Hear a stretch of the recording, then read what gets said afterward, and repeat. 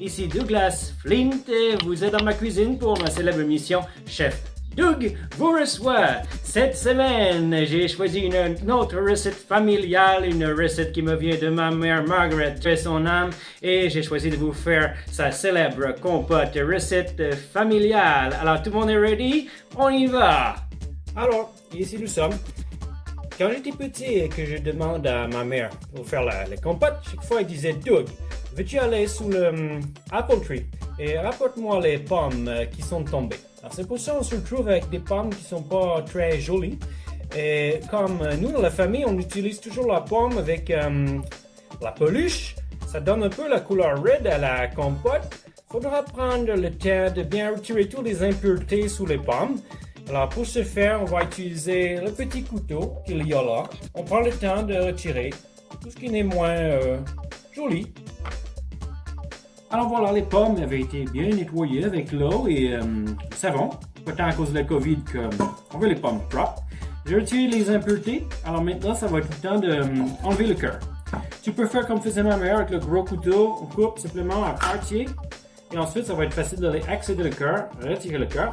Ou encore, peut-être, avez-vous comme moi, le petit outil qu'il y a là. Je ne sais pas le nom. Très pratique. En un seul coup, on peut retirer le cœur. Très rapide. Et en plus, très récent, tout de suite la pomme est préparée. Parce qu'il va falloir faire les petits quartiers. Alors, on revient dans un instant. Je passe à travers le gros pot de pommes qu'il y a là. Une recette très simple donc. J'ai retiré tout le cœur de la pomme. Et ensuite, on coupe en petits morceaux, comme des petits cubes. Et tout ça va être prêt pour envoyer à la cuisson. Alors, c'est très simple.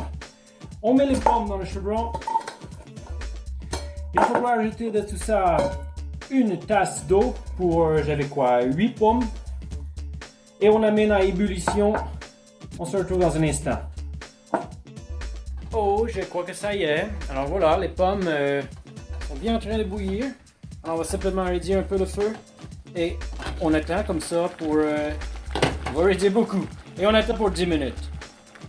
L'odeur typique de la pomme qui cuit, c'est quelque chose que j'adore. Tout simplement, je rêve de cette odeur.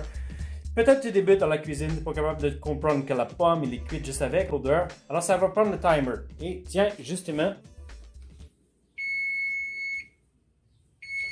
Alors justement, on peut penser que c'est prêt.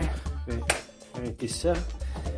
Une bonne méthode pour vérifier que ta pomme elle est bien cuite là. C'est avec la fourchette, on voit que c'est bien tendre. Alors c'est parfait. On va attendre quelques minutes que tout ça se refroidit. Alors voilà, c'est bien refroidi. Dernière étape pour cette recette. On va mettre un peu de cannelle. C'est à l'œil, hein, je peux pas dire la quantité de cannelle on doit ajouter là-dedans. Et on va terminer avec, c'est le zinzin. Je sais pas comment dire en français, zinzin. Et voilà. Alors, j'ai terminé de mettre tout le compote dans les petits contenants individuels. Ce qui nous donne quand même plusieurs portions. C'est parfait pour les collations. Si du moins l'école se finit par recommencer. Alors, ici, Chef Doug qui vous demande de revenir me voir sur mon Chef Doug vous reçoit. La semaine prochaine, on se fait une recette typiquement anglaise, les sandwichs au concombre. À bientôt!